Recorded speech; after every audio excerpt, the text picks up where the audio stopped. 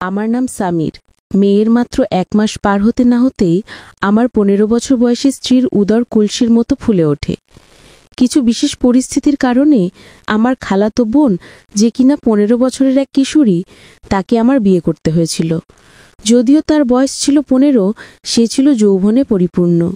আমি তাকে নাবালিকা ভেবে এক বিরাট ভ্রমের মধ্যে ছিলাম, কারণ বাসর রাতেই সেই ১৫ বছরের মেয়েটি আমার উপর যেন ঝাঁপিয়ে পড়েছিল এবং সারা রাত ধরে আমার সঙ্গে তার আকাঙ্ক্ষা চরিতার্থ করেছিল, যা আমার অবস্থাকে শোচনীয় করে তুলেছিল।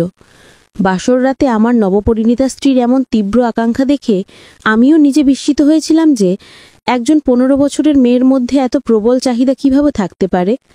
কিন্তু আমি তো তাকে নিতান্তই এক বালিকা মনে করতাম। আমার বয়স তখন ২৬ বছর। একজন ২৬ বছর বয়সী যুবকের চোখে একজন ১৫ বছরের মেয়েকে তো শিশু বলেই মনে হবে। সে আমার চেয়ে বয়সে ১১ বছরের ছোট ছিল। বিয়ের পর প্রতিদিন রাতে অব্যাখ্যানীয় কারণে আমার ১৫ বছর বয়সী স্ত্রীর পেট একটু একটু করে ফুলতে শুরু করে। কেন যে আমার স্ত্রীর উদর প্রতিদিন স্ফীত হতে শুরু করেছিল তা আমি বুঝতে পারছিলাম না। অবশেষে যখন আমার স্ত্রীর পেট ফুলে যাওয়ার রহস্য উন্মোচিত হলো, তখন আমার পায়ের নিচ থেকে যেন মাটি সরে গিয়েছিল। এই সত্যটি জানলে আপনারাও চমকে উঠবেন। সত্যি বলতে আমি কখনোই সেই মেয়েটিকে বিয়ে করার জন্য মানসিকভাবে প্রস্তুত ছিলাম না। আমার এমন এক গভীর বাধ্যবাধকতা ছিল, যার জন্য তাকে আমার জীবনসঙ্গিনী হিসেবে গ্রহণ করতে হয়েছিল। যদি মেয়েটির বয়স ১৮ বা ২০ হতো, তবে আমার এই বিয়েতে কোনো ধরনের আপত্তি থাকতো না। কিন্তু আমার চেয়ে ১১ বছরের ছোট একটি মেয়েকে বিয়ে করে আমার নিজেরই অত্যন্ত লজ্জা লাগছিল। আমি ভাবছিলাম, মেয়েটিই বা আমার সম্পর্কে কী ধারণা পোষণ করবে, কারণ সে তো আমার দৃষ্টিতে একজন বাচ্চি ছিল।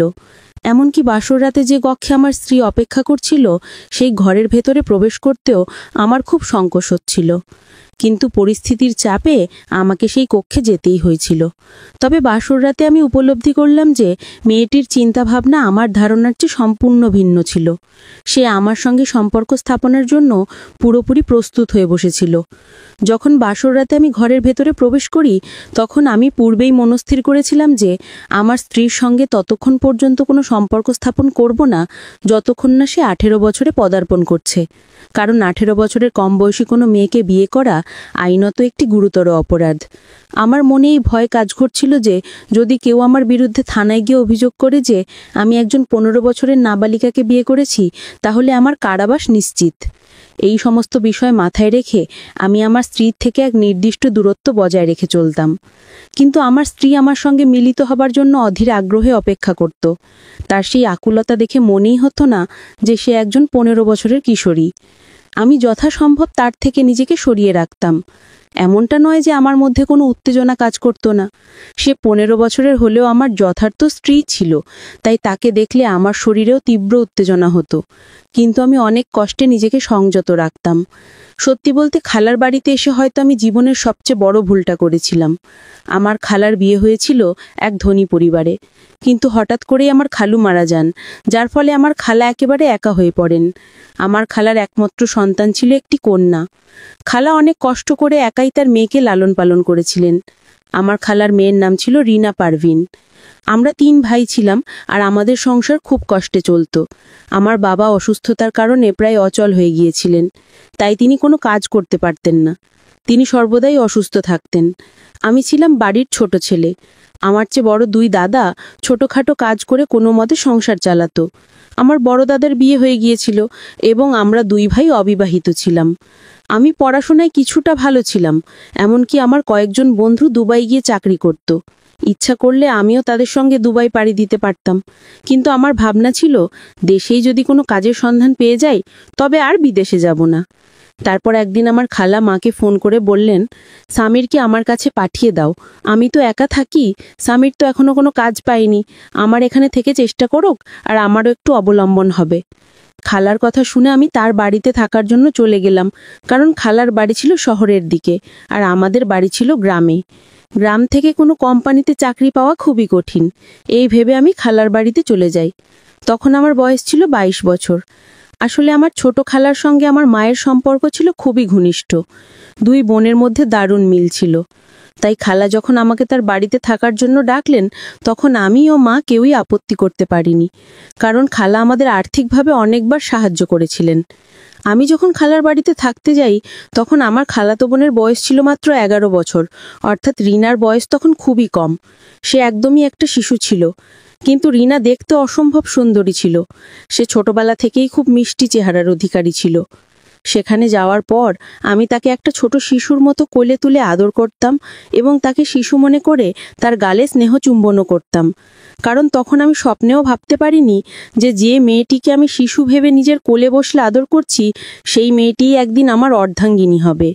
খালার বাড়িতে আসার পর আমি সারাদিন বাড়িতে থাকার সুযোগ পেতাম না। আমি সারাদিন কাজের সন্ধানে ছুটে বেড়াতাম। তারপর রাতে বাড়ি ফিরে খালার সঙ্গে কিছুক্ষণ কথা বলে খাওয়া দাওয়া সেরে আবার শুয়ে পড়তাম। সেই সময় আমি রিনাকে তেমন একটা গুরুত্ব দিতাম না। এদিকে মাসির বাজারের সমস্ত কাজ এবং দোকানপাটের দায়িত্ব আমিই পালন করতাম।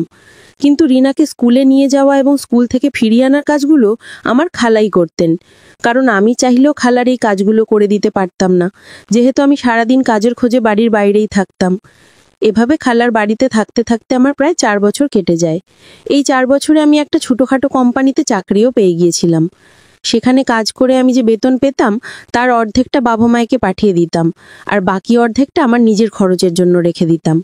যদিও খালার বাড়িতে থেকে আমার পকেট থেকে 1 টাকাও খরচ হতো না। খাওয়া দাওয়ার সমস্ত খরচ আমার খালাই বহন করতেন। এমনকি খালা আমাকে হাত খরচার জন্যও টাকা দিতেন। আমি নিতে না চাইলেও তিনি আমাকে জোর করে দিয়ে দিতেন। কোম্পানিতে চাকরি পাওয়ার পরেও খালা আমাকে প্রতি মাসে হাত খরচার জন্য কিছু টাকা দিতেন। মাসির দেওয়া সেই টাকাগুলো যখন আমি নিতে অস্বীকার করতাম, তখন খালা আমাকে প্রায় জোর করেই তা ধরিয়ে দিতেন। খালার দেওয়া সেই টাকাগুলো কিন্তু আমি জমিয়ে রাখতাম। আমি একটা পয়সাও খরচ না করে সবটাই সঞ্চয় করতাম। এভাবে খালার বাড়িতে আমার প্রায় 4টি বছর অতিক্রান্ত হয়। এর মধ্যে অফিসের ছুটি পেলে আমি বাড়ি গিয়ে বাবা মায়ের সঙ্গে দেখাও করে আসতাম। ওদিকে রিনাও কিছুটা বড় হয়ে উঠেছিল। তার বয়স তখন 15 বছর, আর আমার বয়স ছিল 26। রিনা আমার সঙ্গে খুব বেশি কথা বলতো না, যতটুকু প্রয়োজন ঠিক ততটুকুই, আর আমিও তার সঙ্গে কথা বলার তেমন একটা সুযোগ পেতাম না। সকালে খাওয়া দাওয়া সেরেই আমি নিজের অফিসের উদ্দেশ্যে বেরিয়ে যেতাম। ওদিকে রিনাও সকালবেলা কোচিং সেন্টারে চলে যেত, ফলে তার সঙ্গে আমার সাক্ষাৎ খুব কমই হতো। সেদিন খালা সবকিছু জেনেও আমার জীবনটাকে ধ্বংস করে দিয়েছিলেন। আমি তো স্বপ্নেও ভাবতে পারিনি যে আমার নিজের খালা আমার সঙ্গে এমন বিশ্বাসঘাতকতা করবেন। তিনি তো আমাকে নিজের ছেলের মতোই স্নেহ করতেন, তাহলে কি করে তিনি আমার সঙ্গে এমনটা করতে পারলেন? আসলে সেদিন যখন আমি অফিস থেকে বাড়ি ফিরি, তখন দেখি খালা অসুস্থ হয়ে বিছানায় শুয়ে আছেন। বাড়িতে এসে যখন দেখলাম খালা অসুস্থ, তখন খালাকে আমি হাসপাতালে নিয়ে যাওয়ার জন্য প্রস্তুত হচ্ছিলাম। সেই সময় খালা বললেন তাদের পারিবারিক ডাক্তার নাকি এসে পরীক্ষা করে গেছেন এবং হাসপাতালে যাওয়ার কোনো প্রয়োজন নেই। তারপর সেদিন খালা আমাকে তার পাশে ডাকলেন। সেই সময় বাড়িতে রিনা ছিল না, সে স্কুলে গিয়েছিল। খালা আমাকে নিজের পাশে বসিয়ে যে কথাটা বললেন, সেটা শুনে আমি যা পড়ার নাই আশ্চর্য হয়ে গিয়েছিলাম। কারণ খালা আমাকে যে কাজটি করার জন্য অনুরোধ করেছিলেন, আমি কোনোদিন কল্পনাও করতে পারিনি। আসলে সেই সময় খালা আমার হাত ধরে বলেছিলেন, বাবা, আজ আমি তোমার কাছে কিছু চাইবো, দয়া করে তুমি না বলো না। আমি অনেক আশা নিয়ে বসে আছি যে তুমি আমার এই অনুরোধটা রাখবে। আমার শরীরটা একটা ভালো নেই, হয়তো আমিও খুব শীঘ্রই এই পৃথিবী ছেড়ে চলে যাব। আর যেহেতু আমার একটাই মেয়ে, তাই আমি আমার মেয়েকে অন্য কারোর ভরসায় রেখে যেতে পারবো না। তুমি আমার নিজের ছেলের মতোই। তুমি আমাকে ছোট থেকে দেখছো। তোমার মতো ভদ্র, সামাজিক আর দায়িত্বশীল ছেলে আমি আর কোথাও খুঁজে পাবো না। খালার মুখ থেকে এমন বেদনাদায়ক কথা শুনে আমি বললাম, এটা তুমি কেমন কথা বলছো খালা? তোমার কিছুই হবে না, তুমি একদম সুস্থ হয়ে যাবে। এরপর খালা অত্যন্ত আবেগপ্রবণ হয়ে বললেন, আমি যেন রিনাকে বিয়ে করি। খালার মুখ থেকে ওই কথাটা শোনার পর আমি তার হাতটি আমার হাত থেকে ছাড়িয়ে নিয়ে বললাম, খালা, তুমি এসব কি বলছো? তুমি আমার বয়সটা দেখো আর রিনার বয়সটা দেখো। সে আমার চেয়ে 11 বছরের ছোট, মাত্র 15 বছরের নাবালিকা। তুমি এখন কিভাবে রিনার বিয়ের কথা ভাবতে পারো, তাও আবার আমার সঙ্গে? আমি এই মুহূর্তে রিনাকে বিয়ে করতে পারবো না। আইনত এটি একটি গুরুতর অপরাধ। আর তাছাড়াও আমি কোনোদিন রিনাকে সেই দৃষ্টিতে দেখিনি। আমি তো তাকে নিজের ছোট বোনের মতো মনে করি। আর বিয়ের জন্য এত তাড়াহুড়ো করার কি আছে? ও এখন পড়াশোনা করছে, ওকে পড়াশোনা করতে দাও। অন্তত রিনার 18 বছর হতে দাও, তারপর না হয় তার বিয়ের ব্যাপারে চিন্তা করবে। আমি যখন খালার প্রস্তাবে রাজি হলাম না, তখন খালা আবার আমার হাত দুটো ধরে কান্নায় ভেঙে পড়লেন এবং আমার কাছে হাত জোর করে অনুরোধ করতে লাগলেন যেন আমি রিনাকে বিয়ে করি। খালা আমাকে একটাই কথা বারবার বলছিলেন যে তিনি নাকি আর বেশি দিন বাঁচবেন না, আর তিনি তার মৃত্যুর আগেই রিনার বিয়ে দেখতে চান, আর রিনার বর হিসেবে আমাকেই দেখতে চান। রিনার জন্য আমার চেয়ে ভালো ছেলে তিনি আর কোথাও পাবেন না। খালার এমন কান্না দেখে আমি আর মুখ ফেরাতে পারলাম না, বাধ্য হয়ে আমাকে হ্যাঁ বলতে হলো। আমি তখন খালাকে বললাম, তুমি কেন বারবার এই কথাটা বলছো যে তুমি আর বেশি দিন বাঁচবে না? তোমার কি কোনো গুরুতর কিছু হয়েছে? আমরা তো তোমার পাশেই আছি। তোমাকে কথা দিচ্ছি রিনাকে আমিই বিয়ে করব, কিন্তু 3 বছর পর, যখন সে 18 বছরের হবে, তখন আমি তাকে বিয়ে করে এখান থেকে নিয়ে যাব। তাই তোমাকে আর এসব নিয়ে ভাবতে হবে না। তুমি এখন বিশ্রাম নাও এবং নিজের শরীরের যত্ন নাও। আমি যখন খালাকে জানালাম যে রিনাকে আমি 3 বছর পর বিয়ে করব, তখন খালা এত বেশি অস্থির হয়ে পড়লেন যে তিনি আমার হাতে পায়ে ধরে বারবার অনুরোধ করতে লাগলেন যেন আমি এই কয়েকদিনের মধ্যেই রিনাকে বিয়ে করে নিই। এরপর খালা আমাকে যা বললেন তা শুনে আমার মাথা পুরোপুরি ঘুরে গিয়েছিল, কারণ খালা জানালেন তিনি নাকি 1 মাসের মধ্যেই মারা যাবেন, কারণ তার নাকি একটা বড় ধরনের। এরপর খালাকে ওই অবস্থায় দেখে তার মুখের দিকে তাকিয়ে আমি তার সমস্ত প্রস্তাবে রাজি হয়ে গেলাম। তারপর আমি খালাকে বললাম, এই বিয়ের ব্যাপারটা আমার বাবা মাকেও জানানো প্রয়োজন। খালা তখন জানালেন তিনি নাকি ইতিমধ্যেই আমার বাবা মায়ের সঙ্গে এই বিষয়ে কথা বলেছেন এবং আমার বাবা মায়ের এই বিয়েতে কোনো আপত্তি নেই।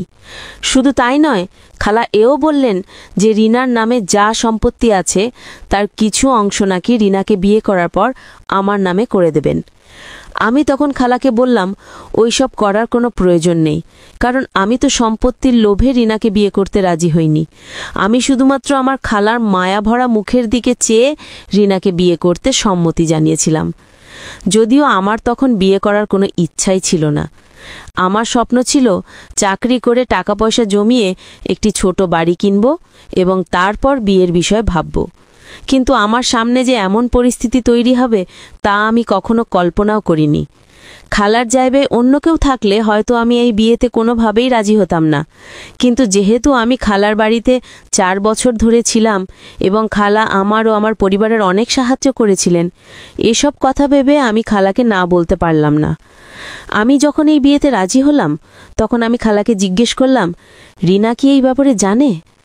খালা তখন বললেন, তুমি রিনার ব্যাপারে একদম চিন্তা করো না, আমি তাকে এই বিষয়ে সব কিছু বলেছি এবং সে রাজি আছে। তারপর খালার কথা অনুযায়ী কয়েকদিনের মধ্যেই আমি রিনাকে বিয়ে করি। আমাদের বিয়ে খুব সাধারণভাবে হয়েছিল। একজন মাওলানা সাহেবকে ডেকে আমাদের কবুল করানো হয়েছিল। আর রিনার বয়স যেহেতু কম ছিল, তাই আমরা কাউকেই জানাইনি যে আমার সঙ্গে রিনার বিয়ে হয়েছে। এমনকি বিয়ের আগে খালাকে সন্তুষ্ট করার জন্য এটাও বলেছিলাম যে আমাদের বিয়েটা আপাতত ঠিক করে রাখা হোক এবং রিনার বয়সে যখন পরিপক্ক হবে তখন আমরা ধুমধাম করে অনুষ্ঠান করে বিয়ে করব। কিন্তু খালা তাতেও রাজি হলেন না। আমি বুঝতে পারছিলাম না আমার খালা কেন এত ব্যস্ততা আর তাড়াহুড়োর মধ্যে আমার সঙ্গে রিনার বিয়ে দিয়েছিলেন। কিন্তু পরে যখন এর আসল কারণ জানতে পারলাম, তখন আমার পায়ের নিচের মাটি যেন সরে গিয়েছিল। তারপর সেদিন যখন রিনার সঙ্গে আমার বিয়ে হয়ে গেল, তখন রাতের বেলা আমি মন খারাপ করে সোফাতেই বসেছিলাম আর ভাবছিলাম যে আমি নিজের ভবিষ্যৎ নিয়ে কত কি স্বপ্ন দেখেছিলাম, কিন্তু কয়েকদিনের মধ্যেই সব কিছু কেমন ওলটপালট হয়ে গেল। ওদিকে বিয়ের রাতে রিনা পাড়ের ভেতরে ছিল আর আমি বাইরেই বসেছিলাম, কারণ আমার ঘরের ভেতরে যেতে কেমন যেন একটা লজ্জা বোধ হচ্ছিল। কারণ যে মেয়েটিকে আমি ছোট থেকে শিশু ভেবে আদর ও ভালোবাসা দিয়েছি, সেই মেয়েটির সঙ্গে ফুলসজ্জার রাত কাটাবো, এটা ভেবেই আমার কেমন যেন একটা অস্বস্তি হচ্ছিল। এমন নয় যে রিনা দেখতে সুন্দর ছিল না, সে অত্যন্ত সুন্দরী ছিল এবং গত 3-4 মাস ধরে রিনাকে আরও বেশি সুন্দর দেখাচ্ছিল। তার শারীরিক গঠন দেখে মনেই হতো না যে তার বয়স কম, কিন্তু তার বয়স যদি পরিপক্ক হতো তাহলে আমার এই লজ্জা বা দ্বিধাবোধ থাকতো না। এদিকে আমি এটাও ভাবছিলাম যে খালা হয়তো নিশ্চয়ই রিনার উপর চাপ সৃষ্টি করেছেন আমার সঙ্গে বিয়ে করার জন্য, ঠিক সেভাবেই যেভাবে আমার ওপর চাপ সৃষ্টি করা হয়েছিল রিনার সঙ্গে বিয়ে করার জন্য। এসব কথা যখন ভাবছিলাম, ঠিক সেই সময় খালা আমার সামনে এসে বললেন, আরে বাবা, তুমি এখানে বসে কি করছো? আমার মেয়ে তো তোমার জন্য অপেক্ষা করে আছে, তুমি ঘরের ভেতরে যাও। আমি তখন বললাম, খালা, আমি একটু পরে ঘরে যাচ্ছি। আমি যখন ঘরের ভেতরে যেতে চাইলাম না, তখন খালা বুঝতে পারলেন যে আমার মনের মধ্যে কি চলছে। সেটা বুঝতে পেরে খালা আমার হাত ধরে ঘরের ভেতরে টেনে নিয়ে গিয়ে বললেন, আমি তোমার কোনো কথা শুনবো না, তুমি এখন আমার মেয়ের কাছে যাও। তারপর খালা জোর করে আমাকে ঘরের ভেতরে নিয়ে গেলেন। আমাকে ঘরের ভেতরে রেখে খালা বাইরে চলে গেলেন। ঘরের ভেতরে ঢুকতেই রিনার দিকে আমার চোখ গেল। সে খুব সুন্দর করে বউ সেজে বিছানায় বসেছিল এবং তাকে এতটাই সুন্দর দেখাচ্ছিল যে আমি তার দিক থেকে নজর ফেরাতে পারছিলাম না। আমি এক দৃষ্টি অনেকক্ষণ তার দিকে তাকিয়েছিলাম। তারপর আবার লজ্জা পেয়ে মাথা নিচু করে চুপচাপ সোফায় গিয়ে শুয়ে পড়লাম। রিনার সঙ্গে কথা বলার মতো সাহস আমার ছিল না, কারণ আমার মনের মধ্যে কেবল একটাই কথা ঘুরছিল যে একটা বাচ্চা মেয়ের সঙ্গে আমি কি কথা বলবো। আমি যখন সোফায় গিয়ে চুপচাপ শুয়ে পড়লাম, তার 5 মিনিট পর রিনা বিছানা থেকে নেমে আমার কাছে এসে বলল, আপনি বিছানাতেই গিয়ে ঘুমাতে পারেন, এতে আমার কোনো আপত্তি নেই। তারপর আমি লজ্জা পেয়ে রিনার কথা শুনে সোফা থেকে উঠে বিছানায় গিয়ে এক কোণে শুয়ে পড়লাম এবং তাকে বললাম, তুমি চিন্তা করো না, তুমি নিশ্চিন্তে বিছানায় ঘুমাতে পারো, আমি তোমাকে স্পর্শ করব না। তারপর আমি চুপচাপ একপাশে সরে গিয়ে ঘুমিয়ে পড়লাম। যদিও আমার চোখে ঘুম আসছিল না, আমি চোখ বন্ধ করেছিলাম, কিন্তু ভেতর থেকে সম্পূর্ণ সজাগ ছিলাম। ওদিকে রিনাও আমার পাশে শুয়েছিল। কিছুক্ষণ পর আমার মনে হলো সে যেন আমার গা ঘেঁষে শুয়েছে। আমার শরীরে তার শরীরের স্পর্শ লাগলে এক অন্যরকম অনুভূতি হলো।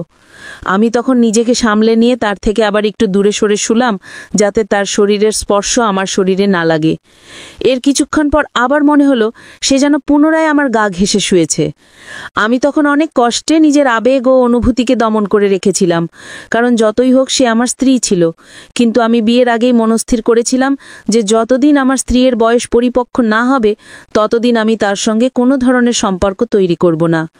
কিন্তু বিয়ের পর ধীরে ধীরে আমি বুঝতে পারলাম যে রিনা আমার সঙ্গে সম্পর্ক স্থাপনের জন্য নানাভাবে চেষ্টা করছে, কিন্তু আমি তার সঙ্গে কোনো রকম সম্পর্ক তৈরি করিনি।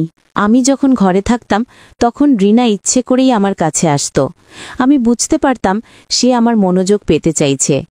যদিও আমি ভেবেছিলাম রিনা হয়তো এই ধরনের বিষয়ে কিছুই জানে না। ধীরে ধীরে বুঝলাম তার অনুভূতি খুব স্পষ্ট। একদিন সে আমার দিকে তাকিয়ে বলল, আপনি কেন আমার থেকে দূরে থাকেন? আপনি কি আমাকে পছন্দ করেন না? তার কথা শুনে আমি অবাক হয়ে গিয়েছিলাম। আমি তখন তাকে বুঝিয়ে বললাম, তুমি এখনো ছোট, তোমার সামনে অনেক সময় পড়ে আছে। আমি চাই তুমি আগে পরিণত হও, তারপর এসব নিয়ে ভাববে। এরপর থেকে আমি ইচ্ছে করে তাকে একটু দূরে রাখার চেষ্টা করলাম। কিন্তু বিয়ের পর একটা অদ্ভুত ব্যাপার আমি লক্ষ্য করলাম। রিনার শরীর ধীরে ধীরে বদলে যাচ্ছিল। মাঝে মাঝেই সে অসুস্থ হয়ে পড়ত, বমি করত, তার পেটও অস্বাভাবিকভাবে ফুলে উঠছিল।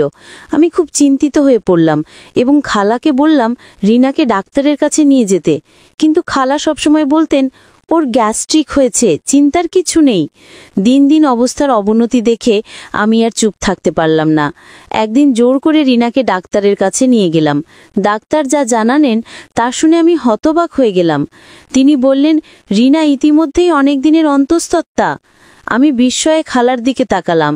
তখনই আসল সত্য বেরিয়ে এলো। খালা স্বীকার করলেন যে তিনি আগেই সব জানতেন। রিনার জীবনে একটা দুর্ঘটনা ঘটে গিয়েছিল, যার কথা তিনি লুকিয়ে রেখেছিলেন।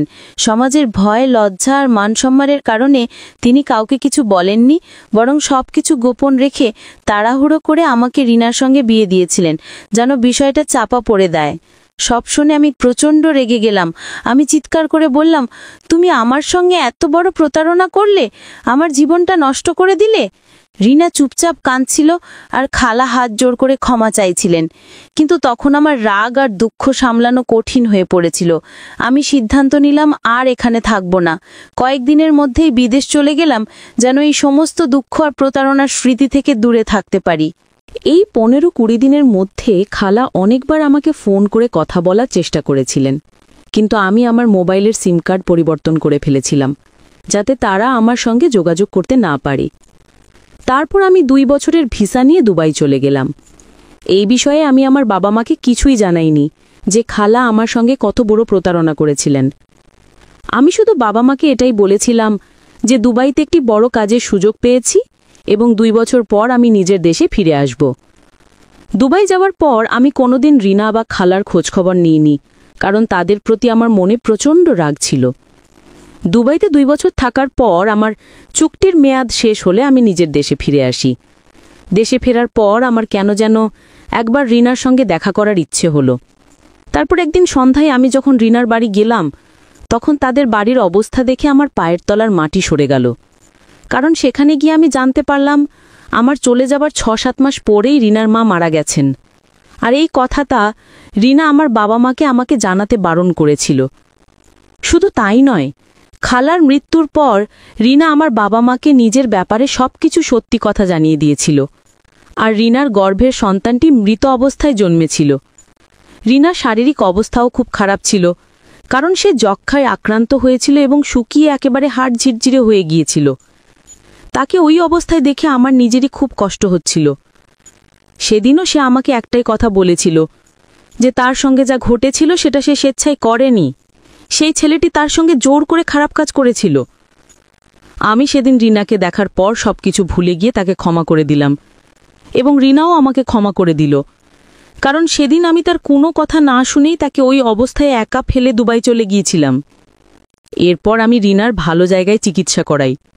2-3 মাস পর যখন রিনা সুস্থ হয়ে উঠল, তখন আমি তাকে আমার বাড়ি নিয়ে চলে আসি, কারণ খালার মৃত্যুর পর রিনা সম্পূর্ণ একা হয়ে গিয়েছিল এবং ওই অবস্থায় আমি তাকে একা ফেলতে পারিনি। ধীরে ধীরে রিনা যখন পুরোপুরি সুস্থ হয়ে উঠল, তখন তাকে আগের মতনই আর খুব সুন্দর দেখতে লাগছিল। রিনা সুস্থ হয়ে যাবার পর আমরা ছোট করে একটি অনুষ্ঠানের আয়োজন করেছিলাম। সেই অনুষ্ঠানটি ছিল রিনাকে আনুষ্ঠানিকভাবে আমার ঘরে তুলে আনার। রিনা যেহেতু সুন্দরী ছিল, তাই তাকে দেখে সবাই বলছিল আমার বউ খুব সুন্দরী। সবাই রিনার চেহারার খুব প্রশংসা করছিল। আর রিনার বয়সও তখন 18 বছর হয়ে গিয়েছিল। তাই সেদিন রাতেই আমি তার সঙ্গে আমাদের দাম্পত্য সম্পর্ক শুরু করি এবং আমরা দুজন একে অপরকে ভালোবাসা দিয়ে খুব সুখে ছিলাম। এখন আমরা অতীত ভুলে গিয়ে দুজনে নতুন করে সুখের সংসার করছি। আর আমার যে স্বপ্ন ছিল একটি সুন্দর বাড়ি কেনার, সেই স্বপ্নটাও আমি নিজের উপার্জনের টাকা দিয়ে পূরণ করেছি। এখন আমরা খুব সুখে ও শান্তিতে আছি। বন্ধুরা, আজকের গল্পটি এখানেই শেষ হলো। গল্পে কোনো ভুল ত্রুটি থাকলে ক্ষমা করে দেবেন। গল্পটি ভালো লাগলে অবশ্যই লাইক, শেয়ার এবং সাবস্ক্রাইব করতে ভুলবেন না। ধন্যবাদ।